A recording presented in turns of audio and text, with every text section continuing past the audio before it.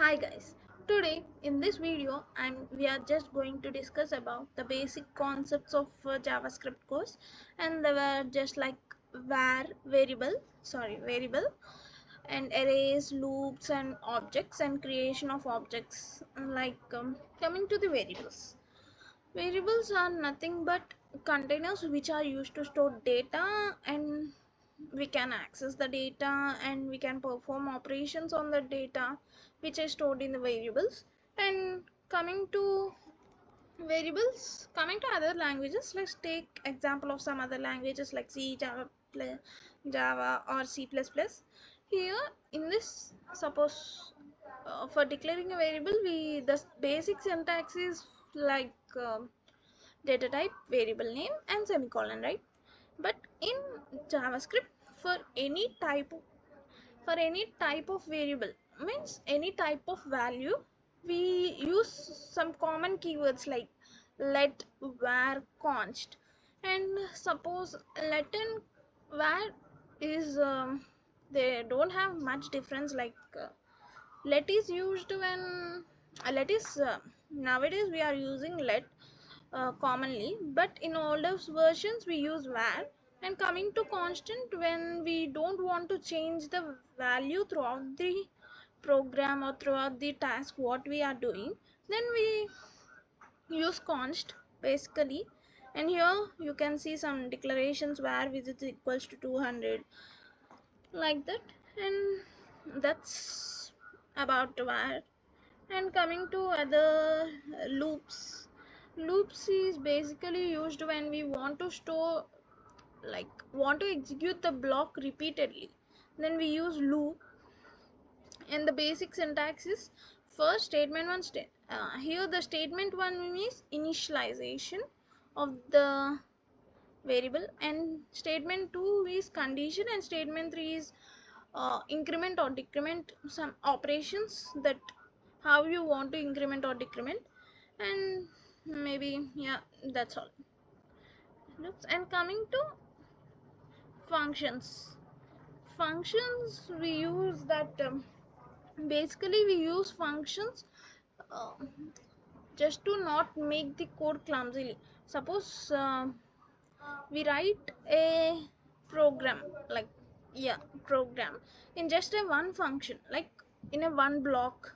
Then we write the declaration of the variables, declaration of the whatever things we want, we just write in it, and also we write the logic same here, and also we print the output there on.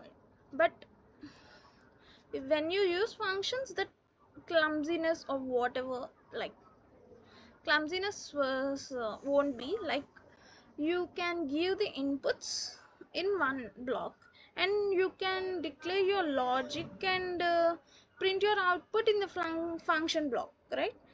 So yeah, so there is use of functions. And the basic syntax is like, in JavaScript we use a function keyword for declare, for just like syntax. Function we use function keyword and function name, and here of some parameters what you want to give. And inside, yeah, for function calling, how to call a function, we can simply call a function in JavaScript by using the function name and parenthesis. In that parenthesis, if you want to pass some value, then you can pass some value by just in giving the whatever the value you want to give. Yeah, here in function we declared n, but we did not initialize any value over there. So when we are calling the function, then we are initializing the value of n what we want to pass to the function. And function definition, yeah, here you can see like, and return does not need to write a return value. Yeah, of course, that was true, that if we perform some operation, if we get some value, then only return can write something, right? Or else it won't give anything. And coming to object is a collection of properties and a association between a name and a value.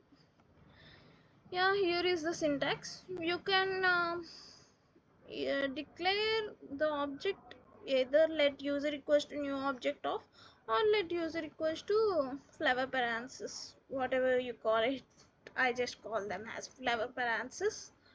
And coming to next, yeah, here is a small example that you can see. And in objects we can declare different variables, different with different data types. Yeah.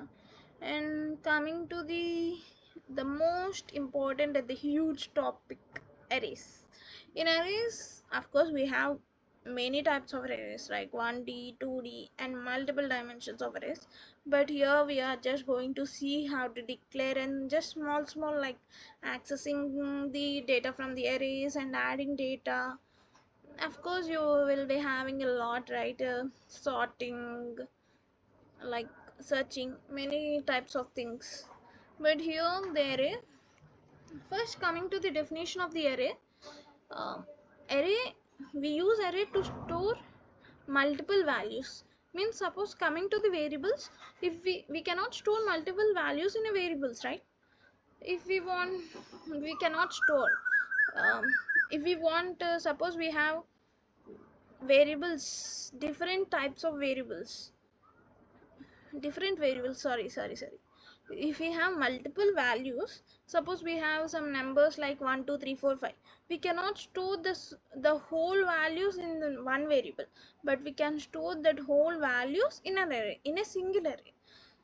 And here you can see the definition. An array is a special type of object used to store multiple values in a single variable. And here is the point, used to store multiple values means in a single variable called array we can store multiple values. Of course, yeah, you can store different types of different data types of multiple values. Like, you can store string or 1 2 3 numbers and mix of characters, float numbers and different data types of values in a array. But sometimes you just get an error during the performing, like sum and those all. And here you can see let array equals to, we mostly use this one. Yeah. And coming to example, let fruits equals to apple, and this is a small example. And coming to this, how to access a value from an array. Actually, let is used here because for printing of that. Of course, we use console.log also for printing of data, but we can use let also, and that's not a big issue, right? And suppose we want some value from an array. Here in the array we have apple, orange and plum. Actually, you all know that array index starts from 0 to n size -1. Suppose I gave a size of n, then the range of array is from 0 to n-1. Yeah. Yeah, and we will see that in detail next, right? If we want to access orange from this array, then we have to write let of fruits, the array name of index. Here you can see let fruits of 1, then we get the output orange. And so of course the remaining also same, let fruits of 0, then we get apple, let fruits of 2, we get plum. Yeah, that's how you can access or print the data whatever you want from the array. And if we want to replace an element in the array, suppose here you can see that fruits of 2 equals to pear, means we are replacing plum. Here we have plum. If um, if we want to replace plum, then we will write fruits of 2 is equals to pear. Then what happens means it will override the plum and it store the pear value. Yeah. If we want to add some new element, or if we want to add some, suppose here apple, orange, plum, we all had here the 3 values, and I got some another fruit like a lemon. Yeah, lemon. Then if we want to add this into the array, then we justly simply write like fruits of 3 equals to lemon, then it automatically will be stored in that. And counting means, for counting the length of the array, means counting how many elements were in the array, then we use dot length, like it's just already a built-in function, like, yeah. And for printing, if we want to print an array whole, means we want to print whole the array, then we use let of the array name. You can see let of fruits, then we get the output apple, orange and plum. We can, yeah, suppose if you want to access the last element in an array, then what will you do? We want to know the size. Basically, if we know the size, like if we already initialized, then we can count how many was there. If not initialized, like we don't know, it was from the user, then what should we use the fruits length. Means here you can see where, yeah, here we counted let fruits dot length, right? Fruits dot length means we get how many elements were in the array, means the size, not the range, it's the size, means how many elements we have stored, 3, right? And if we want to access the last element, then we have to write fruits dot length, means 3 minus 1 is 2, and we want to print that element, so fruits of fruits dot length minus 1 and fruits of 2. So you get fruits of the plum. And here it's the magic, right? If you want the last element, then you can write minus 1. It's like we can say that is the advantage of the arrays.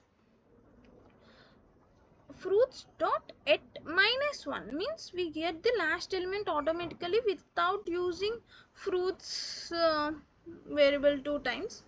And we will see a small program regarding this.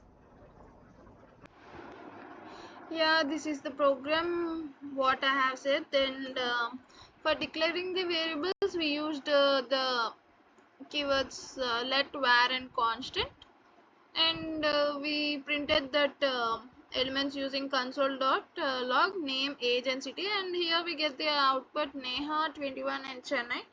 What we gave the values to those variables, obviously.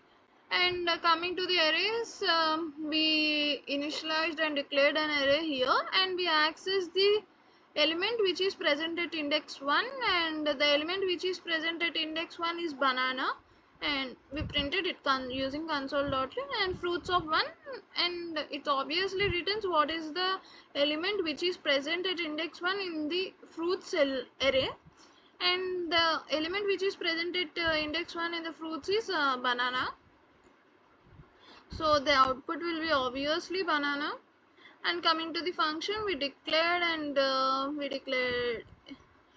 parameter in that function, and in that function we want to print something like the parameter which we gave in the function is user, and we want to print hello plus that username which you are going to pass. And we call the function over here greet of something, the value what you want to pass to that parameter. And yeah, pass to that parameter, and you're passing the username has value, sorry, Neha, and the output will be hello Neha. And coming to objects, here also the same whatever, and your function, in that you created a property and a function, and that you are printing welcome plus this dot name, and the name what you gave is Neha, and obviously it not come over here. And when you call that object only, when you're calling that function with the help of the object, then it prints out. Actually how it works means, when student is the object one and greet is a function, so object dot that function name, then you will get to print this. and this name is this dot name, and this is a keyword, and name what you already declared in the object, and it has the value, and name is a property of that object, and it has its own value in it. So when you call that the function which is in the object, then it gives you the output welcome plus this dot name, means it's accessing that name, means the value that is stored in the variable name, and you will get welcome Neha, the output. And loops, I want to print the numbers 1 2 3 up to range 3, so you will get the output number 1, number 2, number 3. Yeah, and we will see the output now in running. Actually my file is in JavaScript folder, so I'm just writing the command, and I want to know the output of node of my file name is main.js. Yeah, as I said, you declared 3 variables and you gave the values Neha 21, and you want to print the values, and you got the outputs as I said. Yeah, there is nothing. And in loops you gave the number, that one in the loop. If you want to just get 1 2 3 values, then you have to remove the number 1, and you can keep it out of the loop, then you won't get this like number 1 number 2. If you don't keep this number in that, then you just get 3 1 2 3. That's all. Yeah, until now we discussed about JavaScript, and we ran it in the terminal, and we done all. But how this runs? Actually, we have a compiler for JavaScript that is called Node.js, and Node.js provides a runtime environment for JavaScript to run and compile whatever. And you can just how to install it? You can just come to Chrome, and just search for Node.js download, and the starting one you can see. And actually most of the my laptop is in Windows, so yeah, I selected Windows, and come down and just click on Windows installer. Actually I installed it previous, so I'm not installing it again, and you guys can do it. And here you can, if your system is Mac, you can select Mac, Linux, X. Yeah, that's all about Node.js. Now we will see how Node.js is installed and download, and how to check the Node.js is installed in our computer, our laptop or system, whatever. Yeah, now let's see what version and that Node.js is installed in our computer or not. You just type the command node space -v, then you get the version of the Node.js that installed in your system. Yeah, 22 version that was installed in my system. Yeah, that's all to check all the command. And now we will see a simple chartboard that I created using JavaScript. And of course in our system in JavaScript we have packages also. Using packages we can import them, and we can use them writing the JavaScript code, or yeah. So how to install? Just npm install.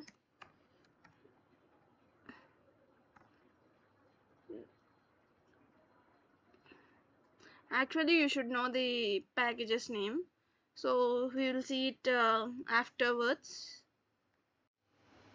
Yeah, I've said you that I just implemented a simple chatbot using JavaScript, right?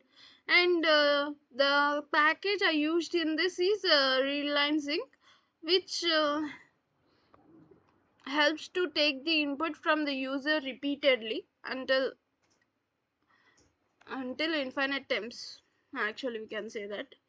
And yeah, this is the simple code what I wrote, a simple chatbot that we can say. and this was the, we can say, the main logic. Yeah, we will see how we run it, and we will run it and see how it works. Yeah, let's see how my simple chatbot runs.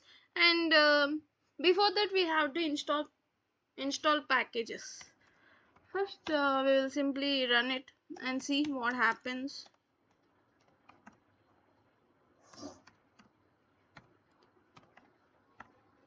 Yeah, we get an error. So we didn't install the packages, right? So we get an error. And now we have to install. For installing, I'm just using the terminal. I just go with the terminal.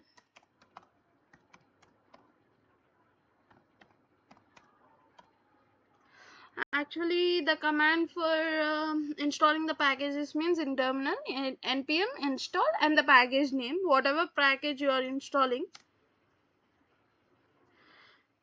Yeah, my package was installed. Let's see it get runs or not, or we have to do anything. Yeah, it's not yet. And yeah, it's asked that we should run npm fun, right? So that gets just comes to our system. Yeah, now we run it. Even though now I didn't find any error. Let's see it. Yeah, it's saying the path is incorrect. Let just do something like yeah, let's create another file. Node.js. Yeah, let's copy paste it.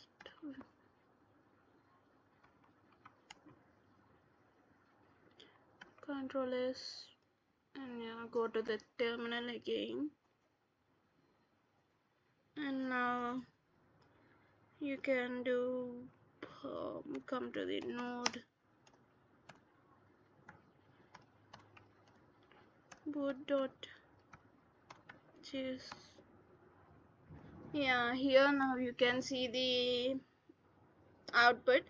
If you say hi, it's in return gives hello there. And if you say something like this, I don't understand that yet. And if you say bye, it's a goodbye. That's the end of your conversation. Yeah, when you say bye, it's say goodbye, and the conversation get terminated when you say bye. Yeah, that's it about this. It seems somewhat interesting, and you can try it with the use of ChatGPT or Google, any other things.